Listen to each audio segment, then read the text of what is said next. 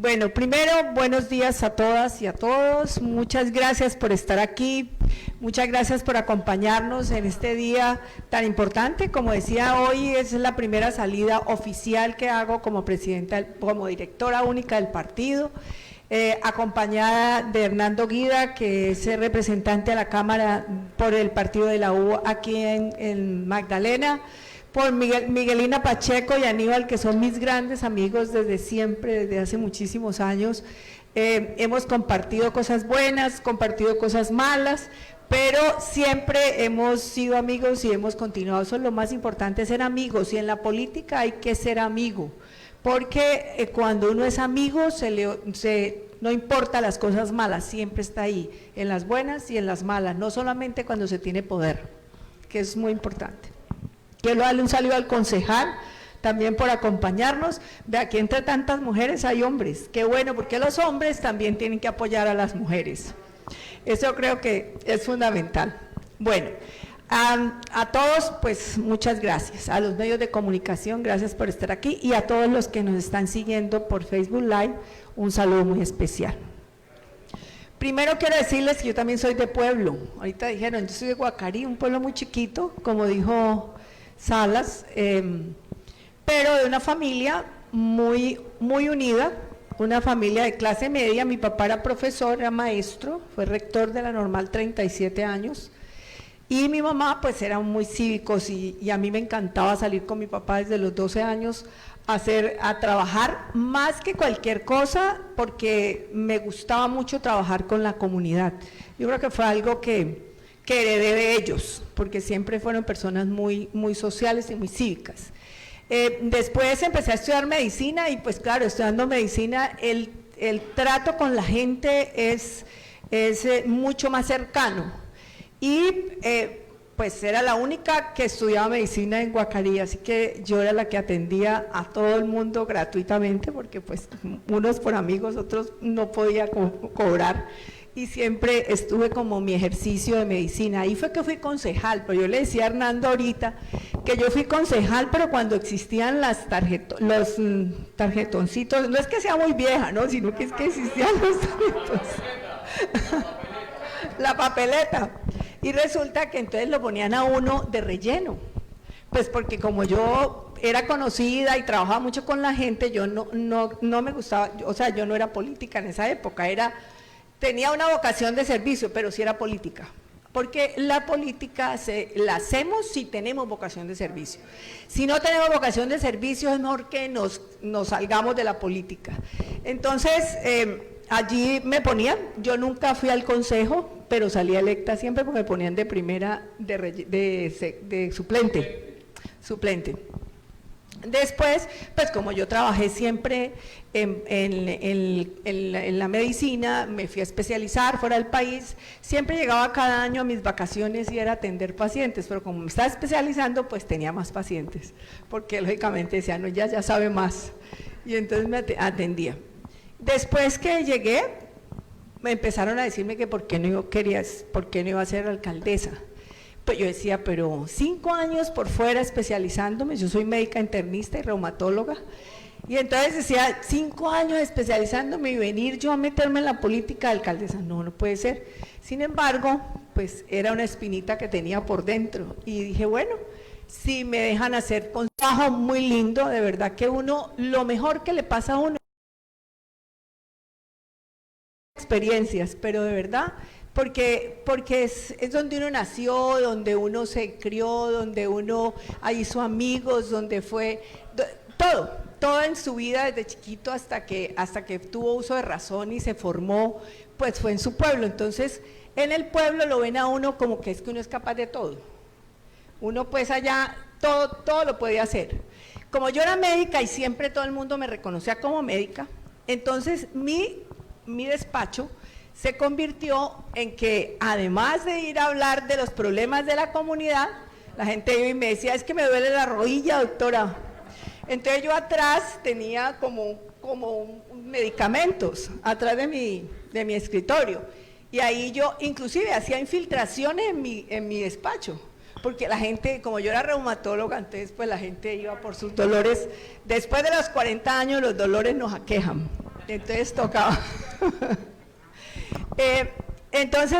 Pues eso fue una experiencia maravillosa. Después de ahí, yo me iba a retirar, iba a estudiar más, y resulta que me ofrecieron la Secretaría de Salud departamental.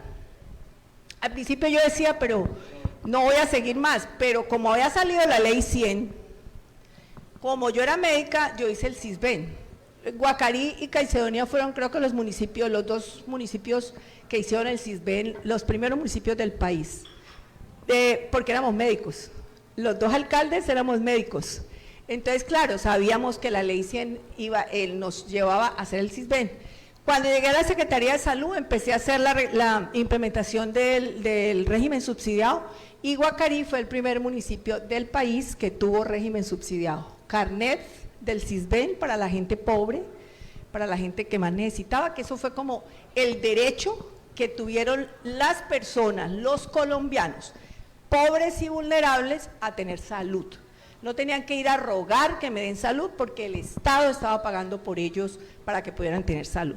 Entonces ahí empezamos como mi carrera en el tema de salud como secretaria de salud del Valle, y luego, como decía Salas, pues fui candidata siempre estuve en el consultorio, ¿no? Nunca me retiré, siempre estaba en el consultorio. Y después quise aspirar a la gobernación, pero les voy a contar una anécdota para que ustedes se den cuenta lo que es la cultura de la gente con respecto a las mujeres.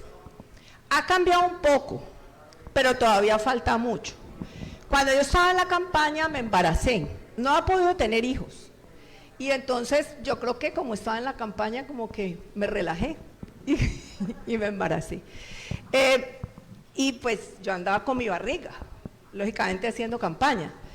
Y muchas mujeres me decían que no me iban a votar por mí. Yo decía, ¿pero por qué? Porque usted tiene que ir a cuidar a su hijo.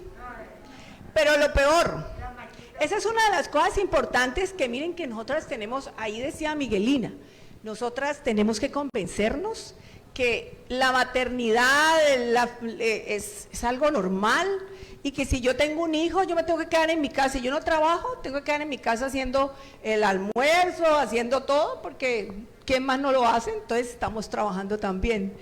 Y resulta que mi mamá, después de que perdí al día siguiente, o el mismo día por la noche, ay, mija, yo tengo que decirle una cosa. Me da tanto pesar. Y yo, ¿qué pasó, mami? Ayer me fui donde el Señor de los Milagros a decirle, a pedirle que no quedara. Yo le dije, ¿por qué? Porque usted tiene que cuidar su bebé. O sea, pero es cierto, completamente es cierto. Entonces, ahí es donde uno se da cuenta cómo la cultura nuestra también es machista. O sea, no solamente son los hombres los que son machistas, sino que las mismas mujeres somos las que acolitamos esa cultura machista. Y eso es lo que tenemos que acabar. O sea, nosotros tenemos que empezar a que a las otras mujeres empoderarlas en derechos. Es lo primero que tenemos que hacer. Si nosotros no empoderamos a las mujeres en sus derechos, lógicamente nunca van a reclamar por ellos, porque ellas creen que sus derechos los tienen los hombres.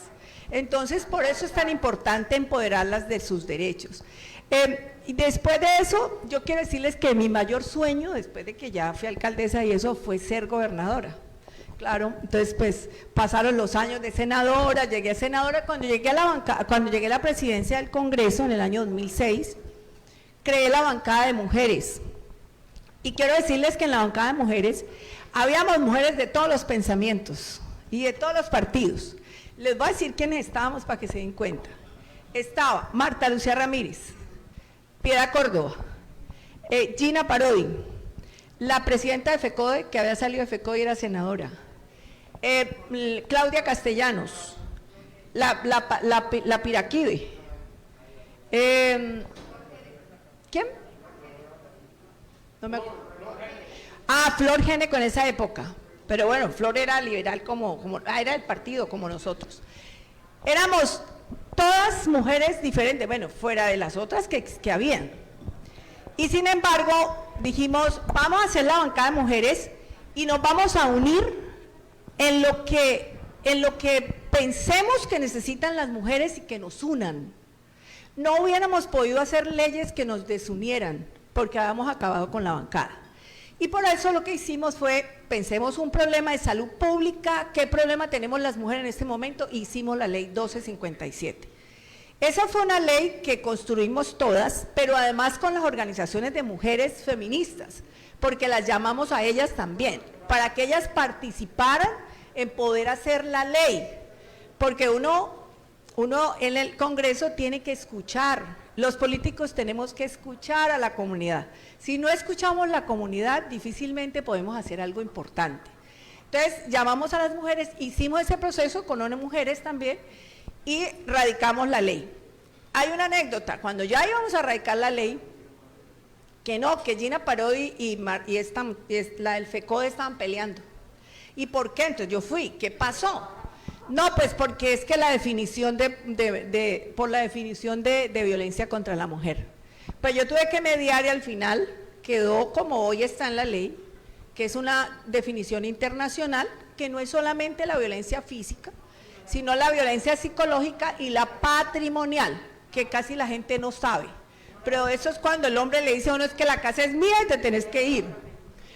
Y además ponen la casa a nombre de otra persona para que la mujer no tenga cómo reclamar. Eso se llama violencia patrimonial. Entonces, arreglamos el tema, pero luego, para nosotros presentarla en el Congreso y que pasara en la Comisión Primera, fue bastante duro, porque los hombres todavía en el Congreso son muy machistas. Bueno, yo no sé ahora porque yo no estoy en el Congreso, pero Guida no es machista. Porque desde un principio estuvo conmigo para la presidencia, así que no es machista. Pero de verdad existía mucha gente machista y no querían que se pudiera hacer esa ley. Pero bueno, salió la ley, yo creo que es de las leyes que han tenido impacto. ¿Por qué?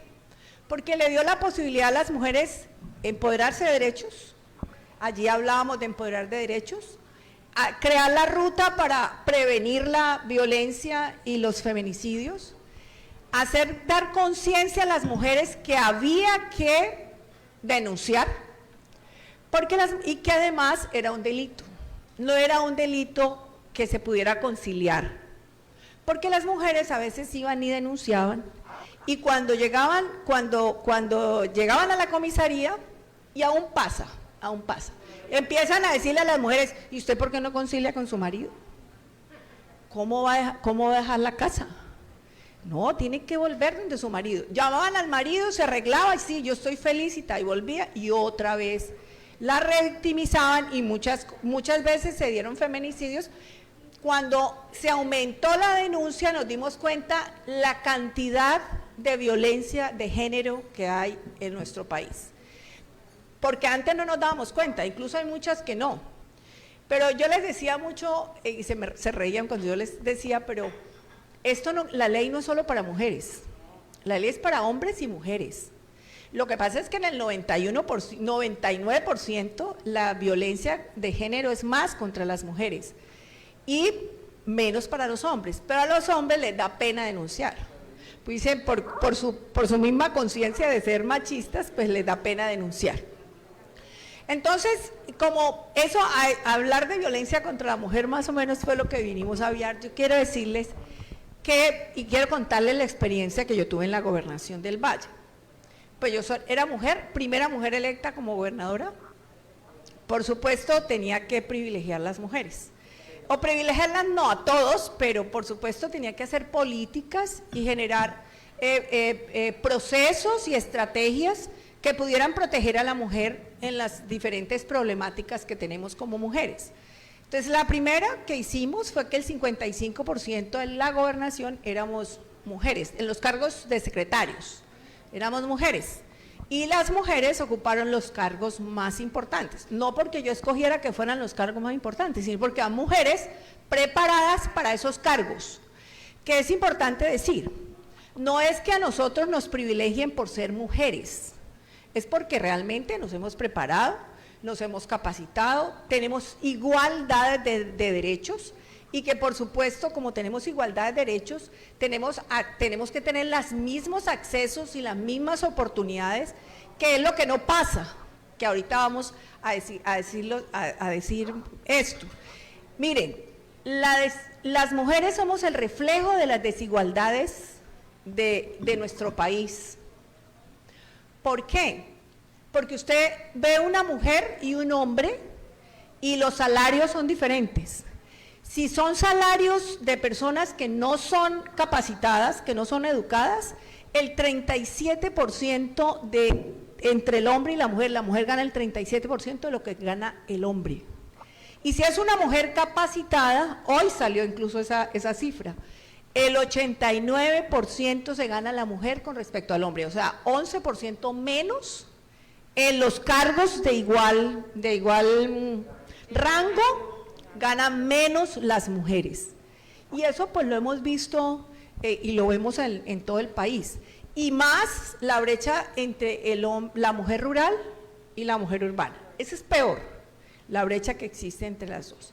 Entonces, cuando uno ve esa situación, pues uno lo que piensa cuando llega es, y además en el Valle del Cauca es uno de los departamentos con más violencia de género. Y entonces, lógicamente, teníamos que llegar a ver qué pasaba. ¿Qué hicimos? Lo que hicimos fue, primero, empoderar con derechos. Mucha capacitación de empoderamiento de derechos. Capacitación a los funcionarios. Yo les digo que los funcionarios a veces llegaban las mujeres y no tienen ni idea para dónde hay que mandarlas, si están violentadas, no tienen ni idea. Hay que capacitar a los funcionarios, hay que hacer que los funcionarios piensen con el chip de la violencia contra las mujeres. Lo que hicimos también fue que en las fiscalías contratamos trabajadoras sociales y psicólogas, lo que decías tú. A veces llegan las mujeres violentadas o una persona transgénero o LGTB, que además tengo que decirles, llegan a las fiscalías y las tratan como cualquiera. O sea, no con el amor ni con la sensibilidad que tienen que tener a una persona, sea cual sea, que sea agredida, se haya sido agredida, de cualquier manera, o física o sexual, como quieran. Entonces, lo que hicimos fue nosotros pagábamos los trabajadores sociales y los psicólogos de las fiscalías. Y otra cosa importante que dijiste tú, y es que la policía no sabe, pues, no tiene como la capacitación en derechos humanos para saber cómo trata a veces a las mujeres o a las personas violentadas. Capacitamos 9,000 policías del departamento, desde el más chiquito hasta los coroneles y generales, en cómo era que deberían de atender a una persona en caso de que fuera a denunciar por una violencia. Y aquí tengo que decirles que yo hablo de mujeres y hombres, pero mi gobierno y mi plan de desarrollo era incluyente. Tenemos política pública del LGTBI y tenemos mesa además, y todos los proyectos que se hacían, proyectos del plan de desarrollo, tenía un porcentaje todas las poblaciones. La mujer, la población LGTB, los indígenas, los afrodescendientes, las víctimas, siempre tenían un porcentaje para que todos accedieran a los proyectos que hacíamos en la gobernación del Valle. Y creamos 3 cosas. 1, educación. Educamos e hicimos redes de mujeres. Redes de mujeres por la paz. Yo soy una enamorada de la paz, creo en la paz. Redes de mujeres por la paz y de la reconciliación. Hicimos redes de mujeres que participan en política y que queríamos empoderar mujeres para participar en política. Ese es uno de mis propósitos ahora en el partido. Quiero crear como centros de formación política y de liderazgo de mujeres y de jóvenes, que creo que es fundamental que se empiecen a generar desde la base esos movimientos, escuchar uno y apoyar las reivindicaciones sociales que ellos están pidiendo y poder ayudar en ese proceso.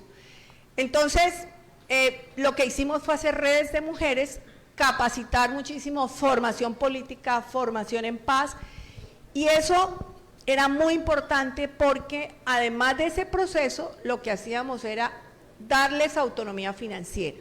Nosotros creamos una cosa que yo le dije a Miguelina que sería muy bueno que lo pudieran hacer, y es que creamos un fondo, que se llamaba Fondo Valle Incluyente e Innovador. Hicimos centros de emprendimiento, pues para todos, centros de emprendimiento donde teníamos mentores y les dábamos la posibilidad de su idea de negocio convertirla en un plan de negocio, pero les damos plata. Si uno no da plata, pues para dejar la gente ahí como iniciada, no. Hacíamos un concurso, pues una convocatoria, y se les daba recursos para que pudieran tener su propio negocio. Al principio participaban más hombres que mujeres, pero luego las mujeres fueron participando mucho más. Y ya luego quedamos 70% mujeres y 30% hombres en los procesos de emprendimiento. Pero hacíamos procesos de emprendimiento rurales y urbanos.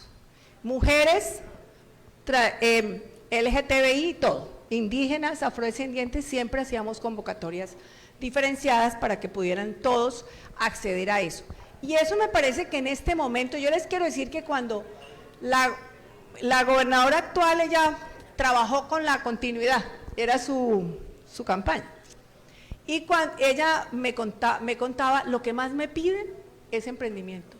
Que no se vaya a acabar el programa de emprendimiento, porque hubo muchas asociaciones de mujeres y mujeres que quedaron ya con sus proyectos y sus ingresos propios, que no tenían que depender del marido, sino que tenían sus ingresos propios y se dejan violentar menos, porque tienen más posibilidades de decir, pues váyase de la casa o yo me voy para otro lugar, porque tenían cómo solventarse y cómo solventar a sus hijos, porque uno lo primero que piensa es cómo voy a mantener a mis hijos si me separo de mi marido, pero si yo tengo plata, pues que se vaya el marido. Esas cosas, de verdad, no es por nada, pero es así, cuando uno lo están violentando, sea al hombre o a la mujer, pues hay que separarse, porque si cuando se pierde el respeto ya se perdió absolutamente todo y los que sufren son los hijos viendo esa problemática familiar.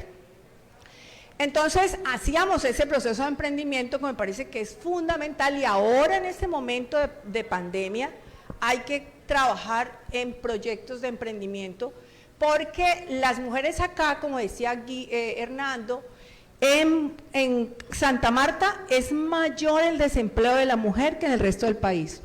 El 28% en Santa Marta y el 26% en el promedio nacional.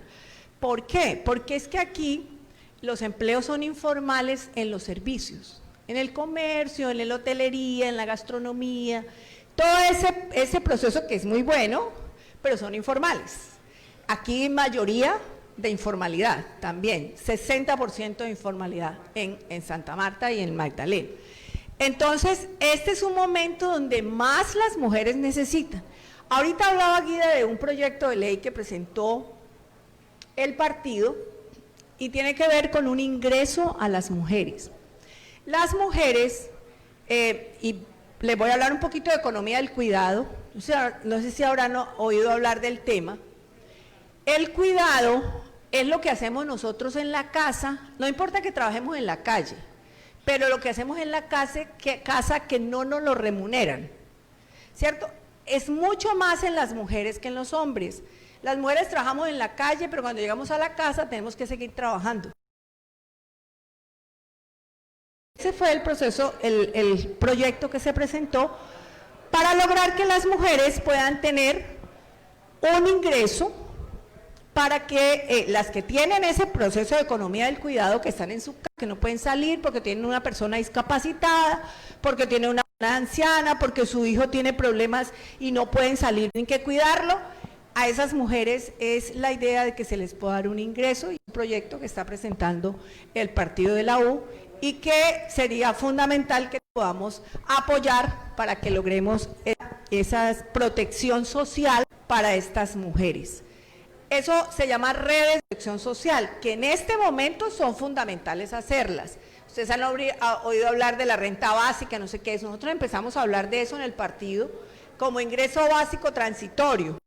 Hoy están hablando de renta básica, es lo mismo, pero para los informales y para los independientes. Entonces quiero decirles a ustedes, como para no hablarles más porque todos están con hambre, decirles que el propósito de nuestro partido es unirnos alrededor de las transformaciones sociales, de las necesidades y las demandas que hace nuestra sociedad, que necesitan para poder tener mejores condiciones de vida. Y eso es lo que queremos. Pero para hacerlo tenemos que escuchar escuchar a la gente desde las regiones, porque es que nosotros construimos país desde las regiones. Aquí todas las políticas vienen de Bogotá, pero resulta que los que construimos el país somos nosotros. Entonces, escuchar desde las regiones las necesidades para que así de esa manera, como ese proyecto de ley que está cursando en el Congreso, habrá otros proyectos de ley que se harán para que, de acuerdo a todas las demandas que uno escuche como en el país, pues va a poder hacer más propuestas y más proyectos que beneficien a la comunidad. Así que ese es nuestro propósito, volverles a dar las gracias a todas, decirles que sigamos luchando, que las mujeres somos capaces, que las mujeres tenemos unas características que no tienen los hombres tienen otras que complementan las nuestras, porque no es estar encima de los hombres, no, ni somos mejores. Aquí lo que tenemos que luchar codo a codo para construir un mejor país. Pero las mujeres somos más conciliadoras, pues es que nos toca arreglar el tema en la casa, que como decía Guida ahora, pues como el eje de la familia es la mujer, pero somos las que conservamos la familia. Las mujeres a veces sufrimos y decimos no, pero por conservar la familia, más conciliadoras. Somos más responsables y comprometidas, más organizadas. Cuando nosotros nos toca en la casa, cuando yo llegué a la gobernación era un desorden, y como una mujer dije, bueno, a organizar la casa. Primero que todo, porque si uno no organiza la casa, pues no puede actuar hacia afuera. Entonces, fundamental eso, nosotras somos organizadas. Entonces, esas cualidades, tenemos una visión más social, pues una visión mucho más social de nuestra sociedad. Entonces, aprovechemos eso. No podemos renunciar a nuestros sueños, ni a nuestras metas. Cuando nosotros amamos lo que hacemos y tenemos una meta o un sueño, no podemos renunciar a él. Vamos a tener muchas barreras, vamos a tener muchos obstáculos, pero siempre hay que vencerlos. Exacto, no se puede tirar la toalla. Y eso hay que decírselo a las otras mujeres. Hay que decirles, mire el ejemplo, mire cómo yo he hecho esto, eso es fundamental. Entonces yo les quiero decir que no trunquen sus sueños. Los sueños que tengan, llévenlos adelante. No importa lo que se les venga adelante. Nunca dejen que nadie les diga que no son capaces, porque somos capaces de todo, igual que los hombres. Así que muchas gracias, un placer estar con ustedes. Muchas gracias a todos.